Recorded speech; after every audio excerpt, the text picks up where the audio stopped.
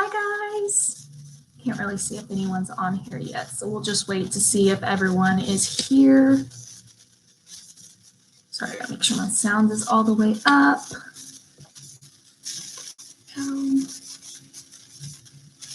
Oh, I see Brenna. Hey, Brenna. There we go.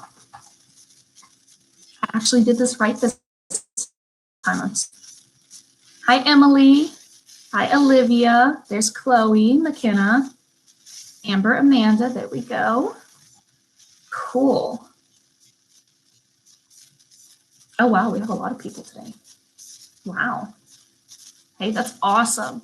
Keep doing what you're doing, guys. I know learning from home is a little weird, but if we just keep tuning in, we'll get through this together. Everyone on the teacher's end is working super, super hard. I know y'all are working extremely hard and diligent on y'all studies, so that's awesome.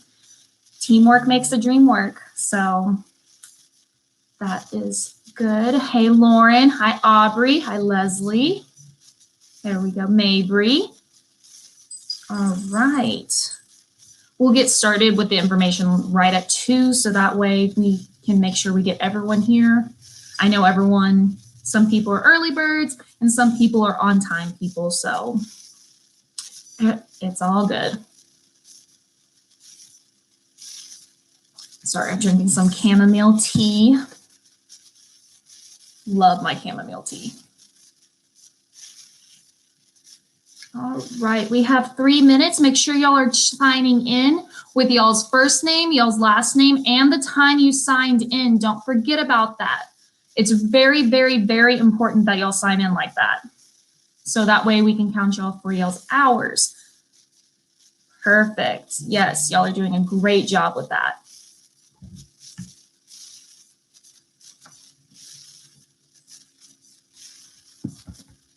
Perfect, yes.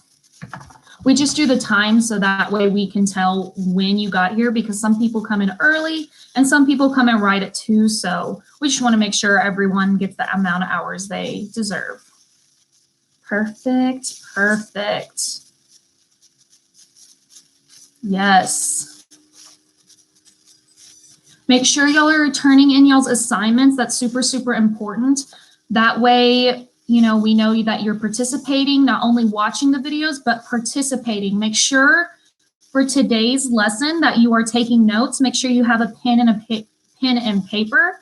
So that way we can, you can take notes. This is pretty important today. We're learning about first aid and we're gonna do a little fun activity. So I'm excited. We have about 2 minutes until we start. So how is y'all's day going so far? I did some gardening. My tomato plant is growing, so I'm really excited.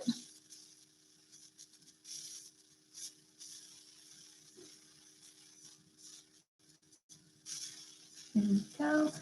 People are still logging in. Beautiful. Here we go. Oh, Aubrey, you're starting to grow lavender. That's awesome. I tried growing it, but every single time I grew it, it died. I think I overwatered it, honestly. Yeah, but lavender is really, it's a really great plant to grow. It's actually really good about keeping, it's an air purifier, so I love it. Oh, Kira, gardening's not for everyone. It's okay.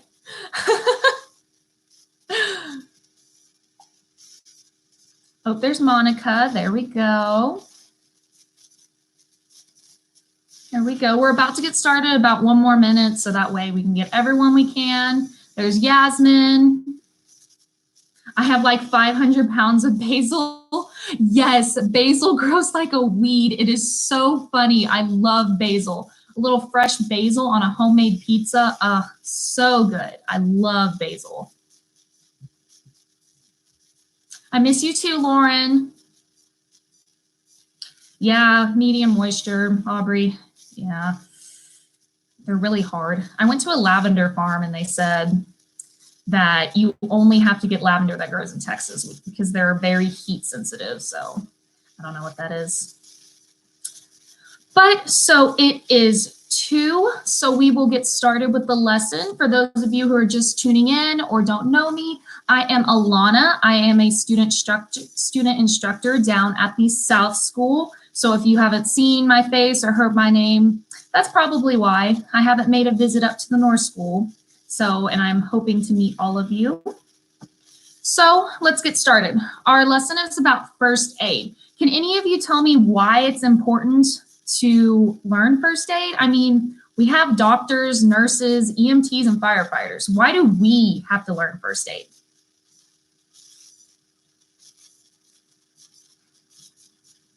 Annabelle, for emergencies, yes. Perfect. So the reason why we need to learn first aid is because technically we are the first responders. We are the person that sees the emergency first before we call 911, unless your emergency is in the hospital.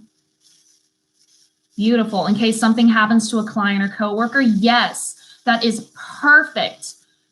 With first aid, the reason why it's so important for us to learn, because it is important in our profession, because we are licensed professionals. We come in contact with a lot of people every single day. I mean, think of how many clients walk in and out of school. Think of how many people just you walk by on a daily basis. There's a lot of people you come in contact with, so it's great to be prepared for anything that happens.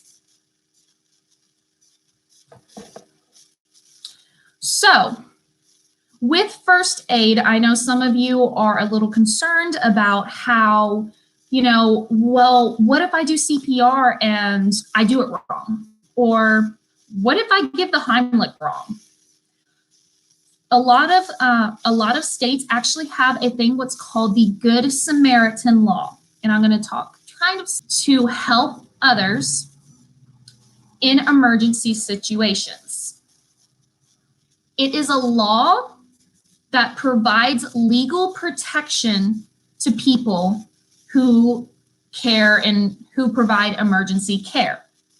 So what that lengthy definition is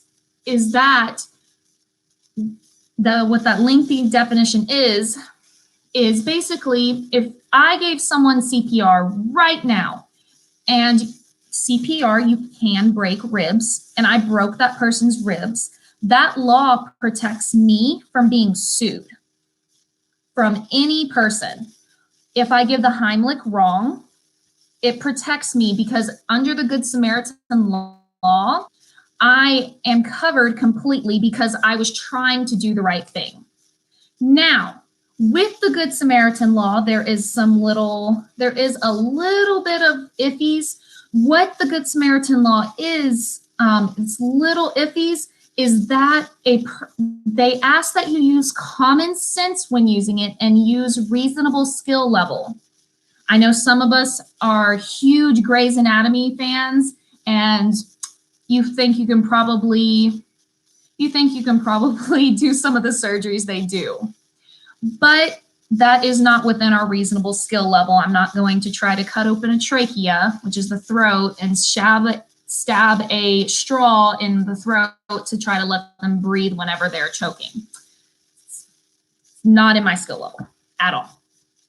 So whenever you're doing it, make sure you're using common sense when you're applying first aid. If someone, I don't know, they say that they have chemical all over them, if they have chemicals all over their hands, don't put hand sanitizer. That's more chemicals on their hands. It might cause another reaction, So use some common sense. That's what this law pertains to. Reasonable skill level. We all can't be doctors. And make sure you're practicing under your scope of practice. That long-term means that your scope of practice is what you can and can't do. If you are not CPR certified, that's not in your scope of practice. If you are not first aid certified, that's not in your practice. So I know Kim went over with you some of this, where you can go and get CPR certified at Red Cross, where you can get first aid certified at hospitals. There's a lot of different training. There's a lot of different trainings. Sydney asked, if someone doesn't want emergency care and you still do it, are you still covered? Yes. You still are covered. You are trying to be a good Samaritan. Let's say they had a huge cut and they're like, no, I do not want you at all to give me medical services at all. I do not want you to call 911. I do not want you to. If you do call 911 and they ask you no, you're still covered, but it's your discretion if you want to or not. So that's a great question, Sydney. And just to let you know, with your certifications, they may or may not only last for a couple of years. So make that you're looking at your expiration dates on things. All right, so let's get started. So title your first little part with your first little title, bleeding and wounds. So right now I'm going to teach you how to properly clean a bleeding wound. Everyone's got that written?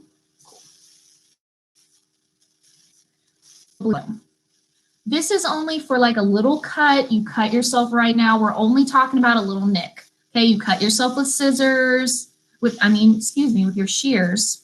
You cut yourself with your shears, okay? The first thing you're gonna do is place a clean cloth or gauze with a gloved hand. Make sure you have gloved hands and apply pressure for 5 minutes. Let me repeat that. So your first step is gonna be you place a clean cloth with gloved hands on the wound and apply pressure for 5 minutes. This is just to make sure the bleeding stops, okay? So if there's no blood, you don't have to do this step. Number 2 is going to be call 911 if it is bad enough, okay? So if they have a huge gash in your arm, you're going to want to try to cover it with a clean cloth, but you're going to want to call 911 immediately. I don't think a Band-Aid will be big enough to cover your whole arm. Okay. Step number 3 is to elevate the wound above the heart level. I know some of us are not flexible, so it's okay if you can't. They just ask that you do. So if my wound was right here on my wrist, I would elevate it above my head because my heart is right here.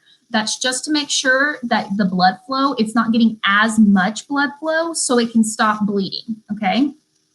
You only move on to this step if it's kind of stopped bleeding. Now, whenever you're doing this, you have your gauze and your gloves. You do not peel, I know all of us do it, I've been guilty. You do not peel the gauze back to see the wound. You have to just take your glove off and see if it's bleeding through the gauze. That's the only way to check it. Number 4, when bleeding stops, secure it with a Band-Aid. That's just if this is a little minor nick. If you honestly, as a person, think this needs stitches or this needs to be butterflied stitch or glued together or stapled, go to the hospital or the ER. So if this is a major cut, automatically apply pressure with gloves and a clean cloth, take them to the ER or have 911 come here. So let's talk a little bit about 911, okay? When you call 911 or the person you have, what you do need to do is make sure you remain calm. They cannot, sometimes whenever people get nervous, they talk really, really, really fast. So when calling 911, make sure you're calm. Make sure you have details like, oh, the victim fell. That's why I'm calling 911, or I just found them laying here. Make sure you kind of have some details for them. Also, make sure you have the correct address for them. I know some of us aren't aware of where we are. Just make sure you kind of know in the vicinity where you're at so that way you can have an ambulance come to you.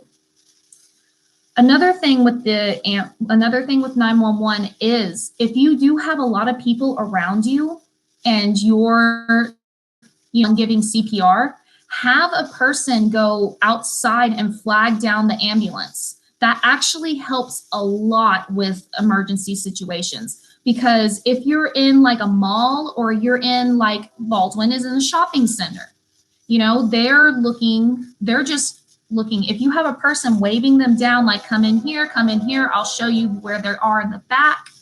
It goes a lot quicker. So if you do have an extra person, you can do that. If it is just you by yourself, what you can do is put 911 on speaker and they will guide you through everything. So that is what to do with bleeding or wounds. Make sure if it is worse, call 911.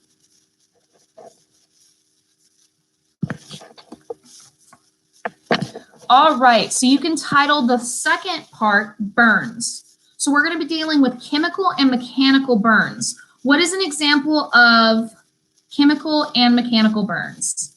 Can anyone tell me?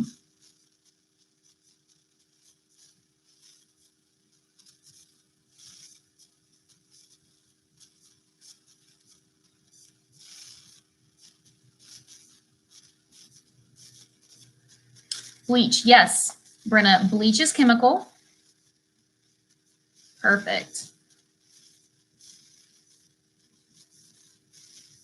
Bleach burns, yes. Heat or like bleach. Curling iron is mechanical, yes. So that's kind of the difference. So which one do you think is worse? A chemical burn or a bleach burn?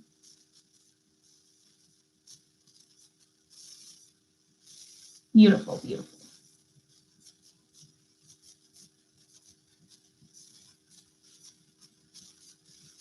Yes.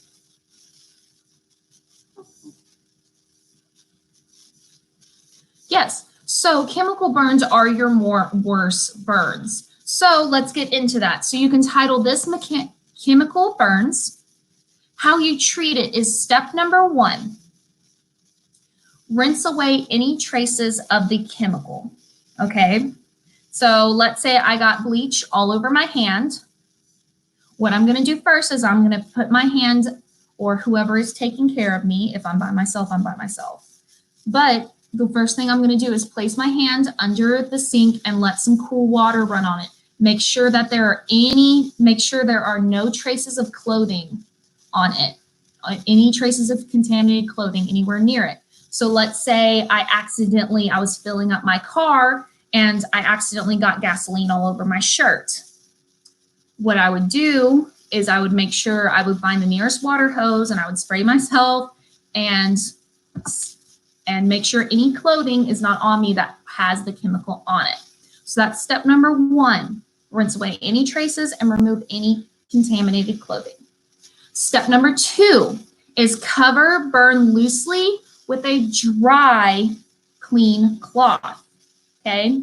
Sometimes we do not have medical supplies near us, and that's okay. As a paper towel is not really suggested, but just any type of cloth, so that way the paper doesn't dissolve into the burn, okay? So, I mean, sometimes a clean dish rag. Yes, I can repeat step number 2. Step number 2 is cover the burn loosely with a dry, clean cloth. That's just so that way it's protected. If y'all have ever gotten a burn before and you've blown on it, do not do that, but I've burned myself with a curling iron. I was trying to blow on it and it just made it worse. It just made it hurt more. Step number 3, is everyone ready for step number 3? Okay, perfect. So step number 3 is call 911 if necessary. You can drive over to the ER. You can call 911 to your house. But this is just a very, very minor burn. I would suggest every single chemical burn, you have it checked out as a specialist. Chemicals are not something to play around with. Chemicals are very serious. So make sure that you go to the ER before you do anything. Okay, so we're going to talk about mechanical burns now. So if you want to type in type or write or whatever y'all are doing, mechanical burns. heat or electrical burns. So we are going to talk about right now if the skin is not broken, okay? There is no broken skin. So if you would do step number 1 with no broken skin, a heat or electrical burn, you would immerse the affected area in cool water, okay? Sometimes running cool water is easier. Let's say, I don't know, you were sliding down a slide and accidentally burned yourself because the Texas heat is something not to play with. You could apply a little cool pack, one of those little shakeable cool packs. You could apply that directly to the wound. And step number 2 is bandage with a clean cloth.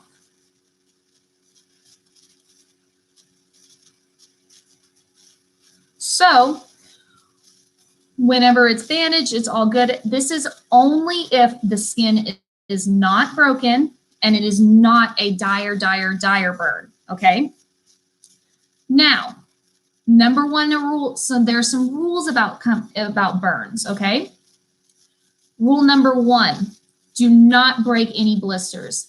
I know some of us are Dr. Pimple Popper fans out there and you just want to pop everything. I know, but do not break any blisters on a burn. Okay. Number 2, do not put any ointment on it at first. Wait a little bit, and that's just because you kind of want any type of the heat that's trapped in there to get out before you put on an ointment. Remember how we kind of talked about how you can't put butter on a burn because it acts as an insulator to heat and it can burn more? That's why you kind of want to wait a little bit, 10 to 15 minutes, to make sure all that heat that's trapped under the skin, all the extra heat, comes out, so that way then you can put the ointment on there. And then little precautionary, if skin is broken or if burns are severe, call 911, okay? It's just, burns are a little bit different than an open wound. So I would definitely call 911. Yes, Monica, anything that has an oil is a no-go with burns. So do not put anything on burns that is a no-go. Oof. So write down, we're going to talk a little bit about the difference between degree burns. I know you'll know a little bit about that.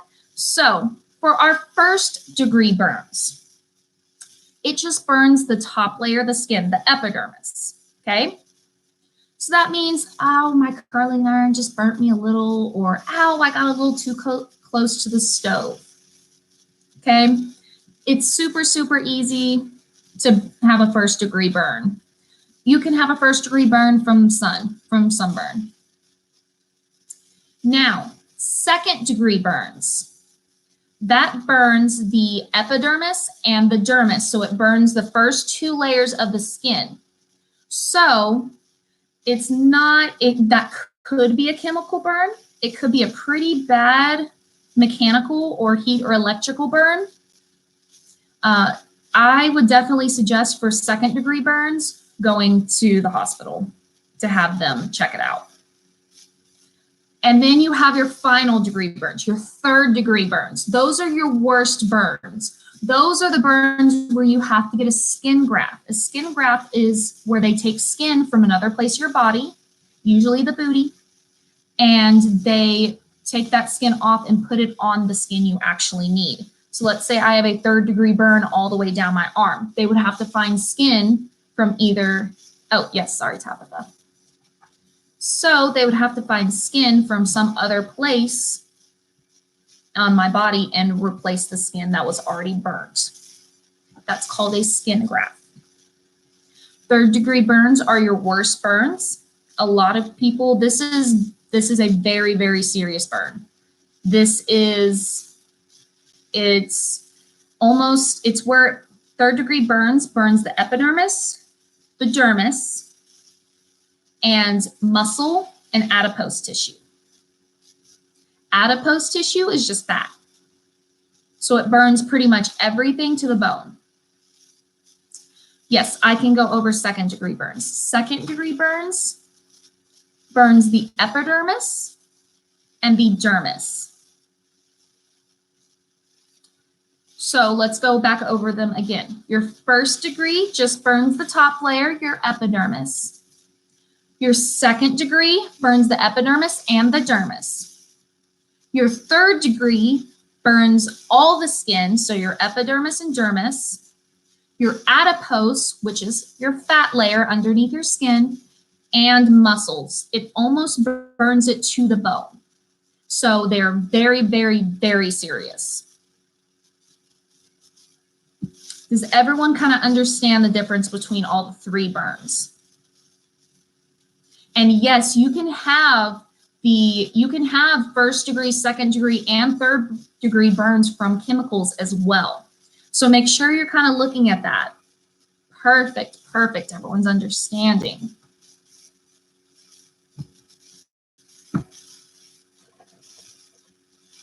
Perfect. All right. So as you can see, there's a lot of knowledge for first aid. Not a lot of people understand that, and not a lot of people can tell the difference. I mean, your first degree and your second degree burns, they'll kind of look the same.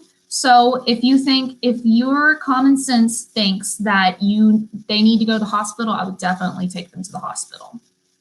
All right, so title our third category, choking. So we are going to talk a little bit about choking. Step number 1, can they speak? That is, so that way, if they can speak or they are coughing or they're coughing or they're kind of saying something a little mumbled, that means that whatever is lodged in their windpipe is not completely taken over their airway. So step number 1 for choking, can they speak?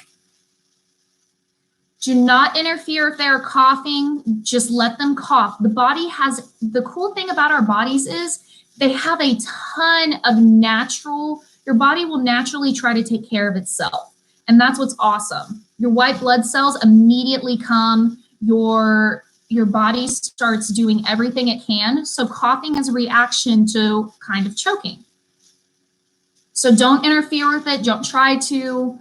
Just let them cough, because coughing itself they might just cough it up and you're good to go. But let's say it's a little bit more serious than that. So I will go slow with this because this is a very, very, very important definition. Step number 2 is start the Heimlich maneuver. The Heimlich maneuver, is a first aid procedure for dislodging an obstruction from a person's windpipe. So their windpipe is their throat, in which a strong pressure is applied to the abdomen between the navel, your belly button, and the rib cage. Let me repeat that. The Heimlich maneuver is a first aid procedure for dislodging an obstruction from a person's windpipe, in which a strong pressure is applied on the abdomen between the navel and the rib cage. So we'll go over a little bit more of that. The Heimlich maneuver is very, very, very important. I know some of you are moms out there and you've dealt with incidents. I know some of you, friends, family. It's very important to know because choking, a lot of people pass away from choking. So it's very important because we are those people. We are kind of those first responders that are on the scene before 911 can get there. So we have to make sure that we are capable of anything. One more time, yes. So the Heimlich maneuver is a first aid procedure for dislodging an obstruction from a person's windpipe in which a strong pressure is applied on the abdomen between the navel or the belly button and rib cage. Okay, so your step number 1 when they're choking is, can they speak? Step number 2 is if they cannot speak, start the Heimlich maneuver. Step number 3, we're on step number 3 now. Stand behind the victim and wrap your arms around their stomach.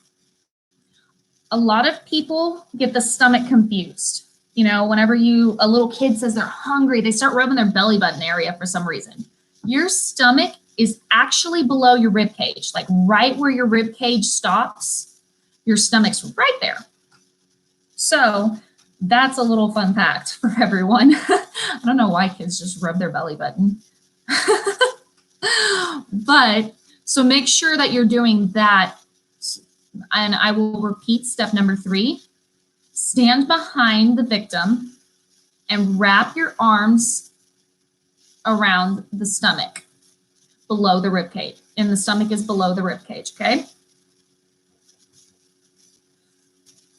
Step number 4, make a thumbless fist, just like this, there's no thumb, with one hand and place the fist just above the navel or the belly button and well below the ribs, with the thumb and forefinger towards the victim. So your thumb and forefinger are towards the victim. So it would be this way, just like you're, doing this.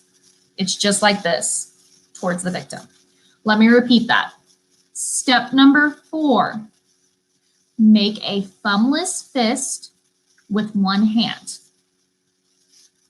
Place the fist just above the navel and well below the ribs, with thumb and forefinger towards the victim. Number 5, step number 5, perform an upwards thrust. You may have to do this 2 times. You may only have to do it once. Just make sure you don't do it too much because the person might not be able to breathe.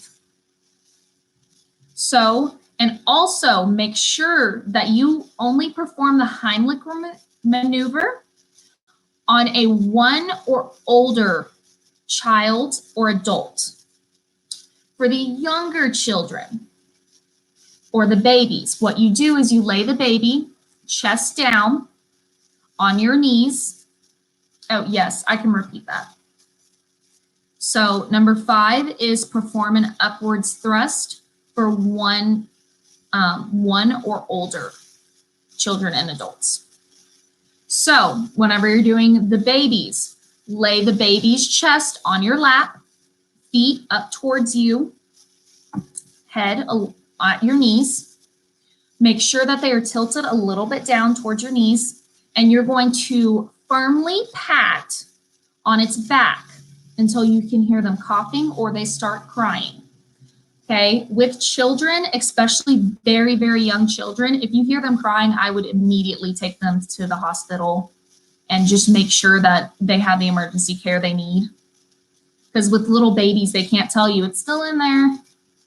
So make sure that you're taking the extra precaution. If you're like, okay, they're breathing, they're good, they're stable, call 911. Okay. Call 911 also if you cannot dislodge it or if they start turning blue. Does anyone know what happens whenever a person starts turning blue?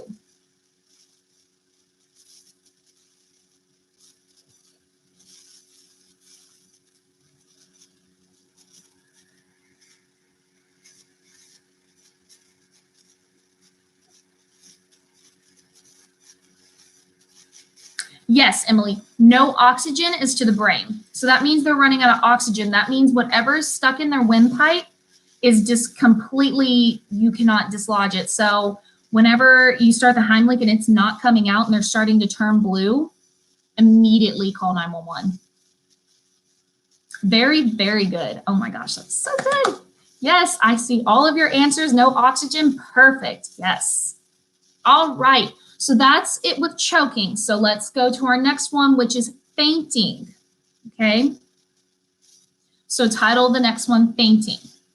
Step number 1 to fainting is lay the victim down.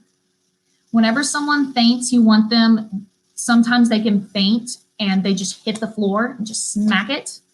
And you want to make sure that you lay them down. Sometimes they'll faint in a chair. Make sure you just have them straight across so that way they can get as much air as possible. Step number 2 is reassure the victim and apply a cold towel to the face. Step number 2 is reassure the victim and apply a cold towel to their face. So reassuring the victim means just telling them, hey, you're okay. It's going to be okay. So that way, you know, the victim, they're not completely unconscious. They just fainted a little bit. So you just, in their subconsciousness, they can still hear you a little bit.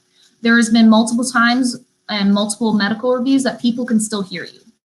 So just reassure the victim, hey, you're okay, and apply a cold towel to the face. Step number 3, if the victim vomits, roll them over to the side and make sure their windpipe is clear. A lot of people faint due to alcohol poisoning. And if they faint from alcohol poisoning, and they try to throw up, if they're laying on their back and they throw up, they can suffocate in their own vomits. So make sure that you are still paying attention to the victim. So if they start vomiting, roll them over to the side so that way they can get it all out, and then make sure their airway is completely clear before you roll them back on their back. Or if you don't feel comfortable and you're like, I know they're going to throw up again, keep them on their side. Oh, Emily, you pass out for 3 to 5 minutes. Ooh. Yes, a lot of people faint when they get sick. A huge common fainting is whenever people lock their knees. If you lock your knees for too long of a time, you will faint. We actually had a client faint one time while a student was giving them a haircut because she was locking her knees while the student was, you know, with really long hair. You want to make sure to check to see if your haircut is even, because sometimes the chair can add a little bit of a loop. So you want to make sure it's completely even when they stand up. Yes, Kayla, she locked her knees the whole entire time, and she passed out right then and there. So this can happen to anyone. So it's a really good thing to know what happens. Now, if the victim does not immediately regain consciousness, call 911. It might be something a little bit more major than that. Kayla, so the reason why they lock their knees and they faint is because whenever you lock your knees, all of the blood vessels kind of are not exactly running at full. They're not pumping blood at full capacity. They're probably about 30, 40%. That's why it's due to no circulation. Perfect, Brenna. Wow. That's great, guys. Loving the feed. So we're going to talk now about eye injuries. So if y'all want to do the steps, title it eye injuries. How long before calling 911? I would say 3 to 5 minutes, just in case. If you know the girl was just standing there, you can kind of tell, you can kind of be like, I'm pretty sure she was just locking her knees. But if they just fall right out of the blue, it could be from dehydration. It could be from a lot of different things. So just make sure that you call 911. I mean, even if you are unsure about the cause, if you're unsure if they're safe, call 911 anyways. They can help the person no matter what. Remember, we're not doctors, we're not nurses, we're just bystanders willing to help. So leave it to the professionals. All right, so eye injuries. So our first eye injury is a chemical eye injury. That means I accidentally got color in my client's eyes because I wasn't being too careful. That means, I accidentally got bleach into my own eye when applying. So what you do first with a chemical eye injury. Step number 1, flush the eyelids with warm water for 15 to 30 minutes. I know that's a long time, but that's to make sure. Sometimes contaminants can get in the back of the eye. So it's really, really important that you flush with lukewarm water for 15 to 30 minutes. Now, what's really going to be hard is making sure that whenever you're flushing the one eye you need to flush, that you don't get anything in the other eye, okay? So what I would do whenever you're doing that is cover the other one at least with something, cover the one that's not contaminated with something, so that way the water doesn't get into the other eye and infect and contaminate it too. So that is step number 1. Step number 1 is flush the eyelids with lukewarm water for 15 to 30 minutes. Step number 2 is place a gauze pad or a cloth, clean, dry cloth, over both the eyes and secure with a bandage. So what that basically means is you're going to put gauze on both of the eyes and then just do a little tape X just to make sure they both stay there. You do not want to have them. I know some of you are like, well, what if I don't have tape? Can I just let the person hold them? You can, but sometimes, especially with a chemical, they can't feel their eyes. So they might be putting too much pressure on their eyes, holding them. So it might not be a good idea to let them do that. So let me repeat step number 2. Step number 2 is place a gauze pad or a cloth, clean, dry cloth, over both eyes and secure with a bandage. Step number 3. Step number 3 is go to the ER or an eye specialist. Remember, like I said, chemicals are no joke. They're very serious, especially if you can get a chemical in something as special as the eyes. The eyes are very, very, very delicate. So make sure that you just take them immediately to the ER or an eye specialist. Okay, so this is still under the eye injury. This is what we would do if there's a cut, scratch, or embedded object in the eyes. It's very, very important. Guys, the eyes are very, very, very sensitive. If you even poke a little bit into the eye, you could damage so much stuff to the eye. There's little teeny tiny muscles. There's so many different things to the eyes. So make sure that y'all are being very, very diligent and being very careful with the eyes. So step number 1, if you have an eye injury as a cut, scratch, or embedded object, you place the gauze pad over the eye. Don't tape it, don't do anything, just place it over the eye. Step number 2 is go to the ER or an eye specialist. Like I said, the eyes are very, very, very sensitive. Something as small, teeny, teeny, teeny, tiny could hurt the eye. So just make sure that you go to the ER or an eye specialist. So step number 1 is place a gauze pad over the eye. Step number 2 is go to the ER.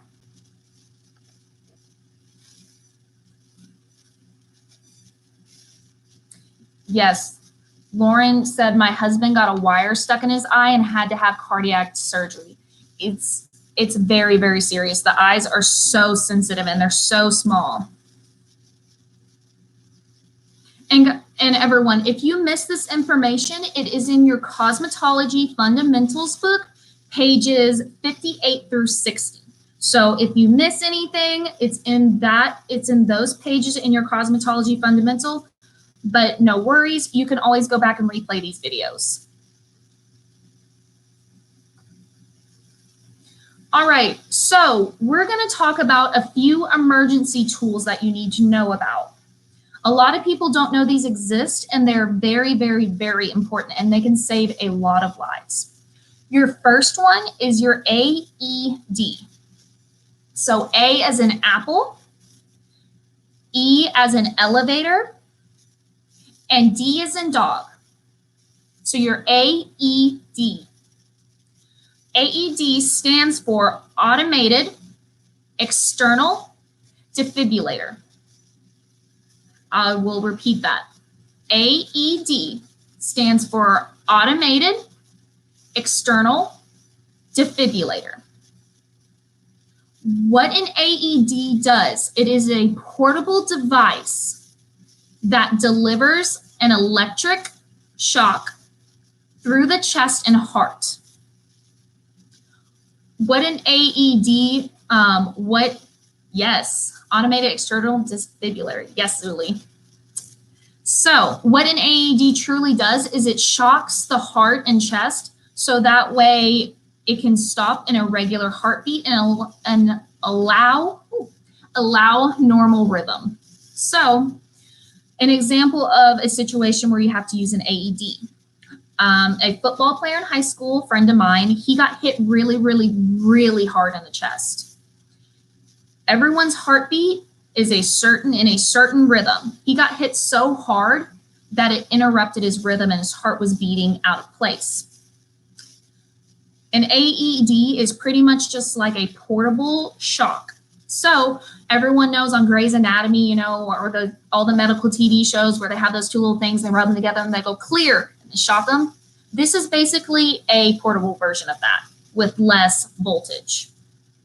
So, yes, the shock can stop an irregular heartbeat and allow it to normal rhythm. Whenever the heart is in irregular heartbeat, that means the body is not getting all the blood it needs. Your body is basically in panic mode. That's pretty much what it means. So it shocks it to allow a normal heartbeat. Yes, Annabelle, it's very scary. And that's why having an AED and knowing where your AED is a good thing. All right, so your other, besides your AED, your automated external defibrillator, another emergency tool to have is an EAP. E as in elevator, A as in apple, and P as in pretzel. There we go. P as in pretzel. So what EAP stands for is Emergency Action Plan. EAP stands for Emergency Action Plan. What your emergency action plan is it is a written procedure detailing the appropriate response to various types of emergencies.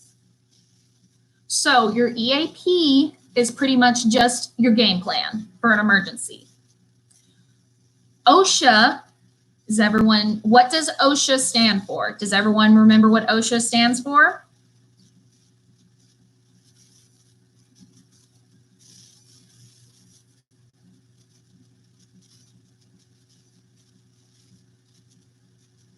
Y'all don't remember what OSHA stands for? Yes, Lynn, Occupational Health and Safety Administration. And Monica, yes, I can repeat this. So your EAP is your written procedure detailing the appropriate response to various types of emergency. So OSHA on their website has a checklist for your EAPs. So your EAP, for example, is, let's say I need an emergency action plan for if there's a tornado in wherever you are, and I need to find shelter. Right now, my emergency action plan wouldn't be that great because if I was standing right here during a tornado, there's a window right by me. I can be hurt from the window.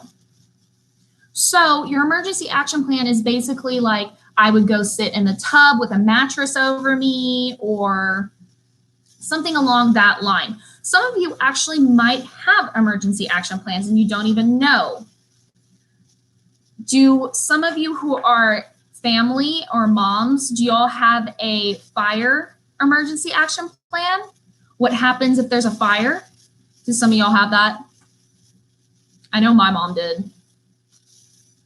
She made us go in each room. If there was a fire, she would be like, this is your exit.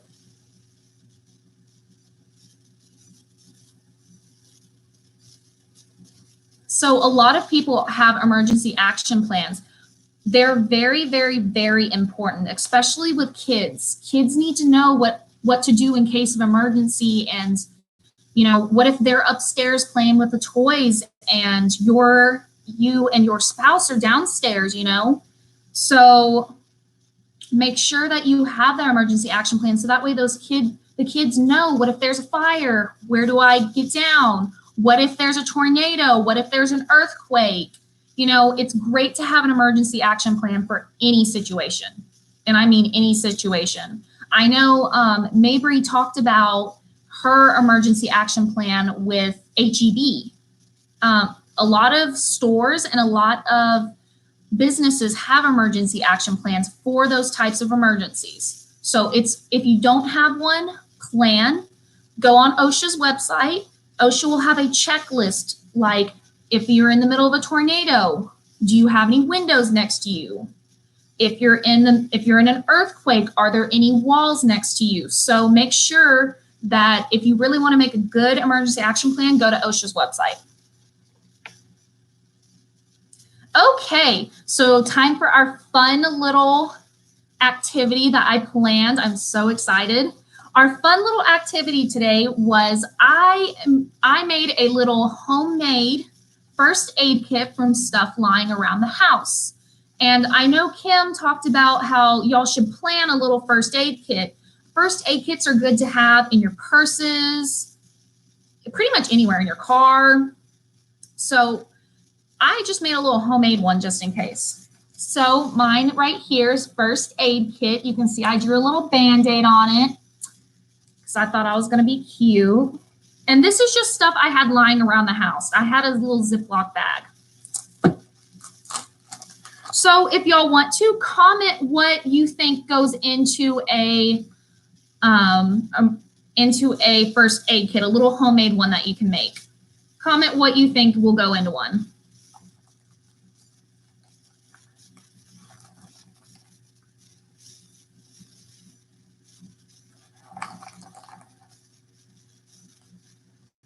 Yes, Hannah, Band-Aids are a great tool. Different sized ones, Band-Aids are always a good tool.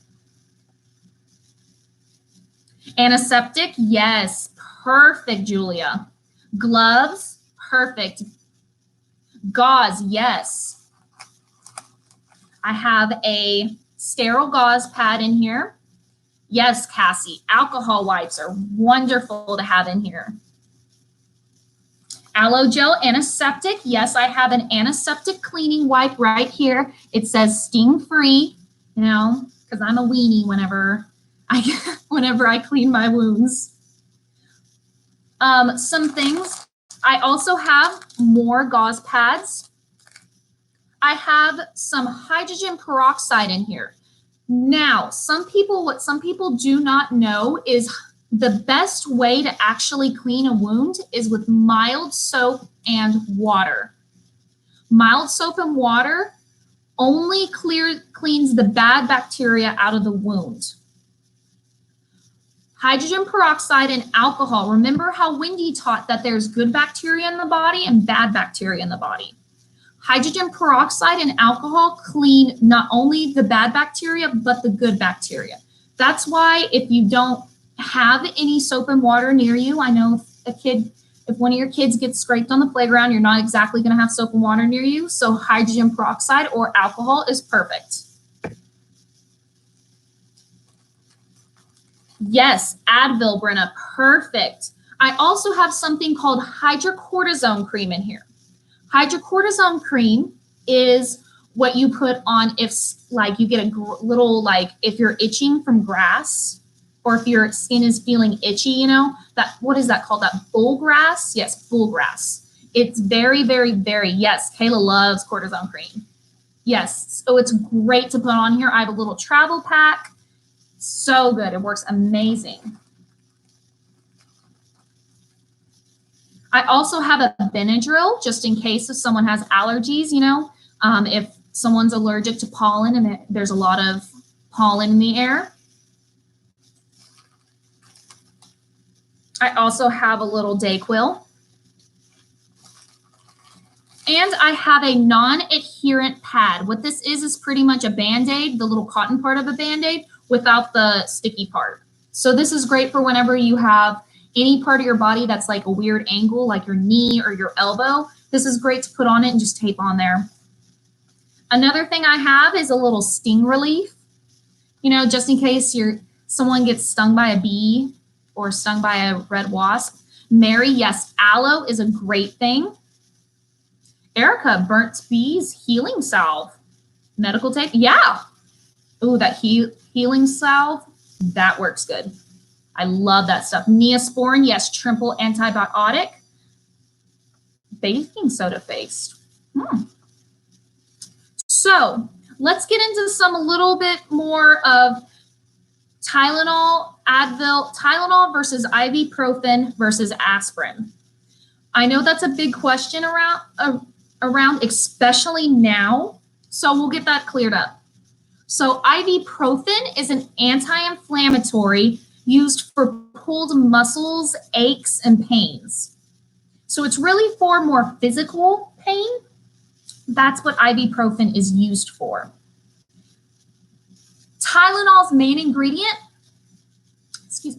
is acetaminophen. Acetaminophen is a pain reliever and a fever reducer. So they said on the news that Tylenol, if you get the coronavirus and you have a fever of 103, Tylenol is your best bet to help you reduce that fever. And it is. Yes. Yes, Zuli, ibuprofen is for muscle inflammation. Yes. So Tylenol is for fever reducer. It's also for headaches, your common cold, your coronavirus, and your fever. So you want to make sure that if you do have fever, let's say you have the cold, you have the flu, it is going to be great for a fever reducer. Now your aspirin. Aspirin is another great pain reliever. It is the same as ibuprofen. So the only thing about aspirin that makes it different from ibuprofen is it slows the clotting ability in the bloodstream. That's why a lot of heart disease patients use it. So that's another. So there's the difference between them. So that way, you know, you don't want to give your kid, especially if they have a fever, the wrong type. You want to give them Tylenol if they have a fever. That's why you always check if someone has a fever to make sure you give them the right type of medicine.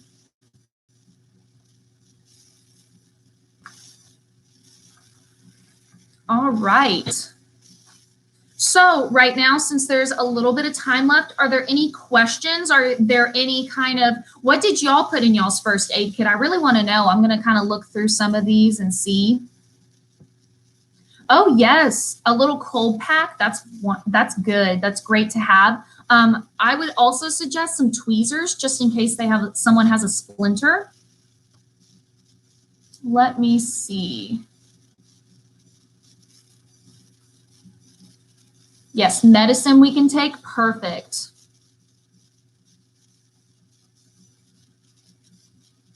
Oh, y'all, these answers are so good. Oh my gosh. Yes, Faith. Oh my gosh. I forgot hand sanitizer. A little thing of hand sanitizer goes a long way, especially if you need it in the first aid kit. Yes, I completely forgot. Great job. Neosporin, gloves. Yes, y'all are doing so good. Yes. Oh, Tabitha, nice. A map of the local area. Nice. That way you know if there's any hospitals around or any type of medical little ER place. Yes. Aspirin is not recommended for children. It is not. Good job, Zuli. I have a diaper bag full of stuff I don't even know anymore. Great job, Brenna. I know moms especially. I know my mom used to just carry this huge purse and it would have everything we need. I swear it was like a bottomless purse. Aubrey, contact solution. Yes, perfect. Laureen, safety pins. Yes, Aubrey, safety pins. Ooh, Lynn said a heat blanket or a tourniquet. Yes, the one thing about tourniquets is tourniquets are very, very useful, but you have to be careful when using them because you cannot, if you are not careful using them, they may have to amputate the arm because the arm's not getting enough blood flow to it. So you do have to be careful with that. Ooh, Monica, yes, yes, yes, a thermometer, wonderful. Ooh, Tabitha said a sewing kit. That's great. These are great answers, you guys. Yeah, these are such good answers. Whenever we think about it, we don't really think about what goes into a first aid kit. And I was looking at some of the prices of these first aid kits. I looked at a teeny tiny one at Target, and it was like $30. I made this little one for free with stuff around the house. So this is definitely a money saver and definitely a safety precaution. So your answers are amazing. I love them. If you would like, you can make your own, put it in your purse. So that way, you know, for any type of emergency. For those of you who have kids or any person in your life with an EpiPen, make sure that you have an emergency action plan for your EpiPen. You know, so that way, whoever, I know whenever I was learning about EpiPens, that you have to have one person that knows where the EpiPen, besides the person who needs it, at least have one person that knows where it is at all times. So if, yes. Zuli said, I have everything in my car, in my bathroom. Everyone makes fun, but I know we'll need it one day for emergencies. Yes, you can never be over-prepared.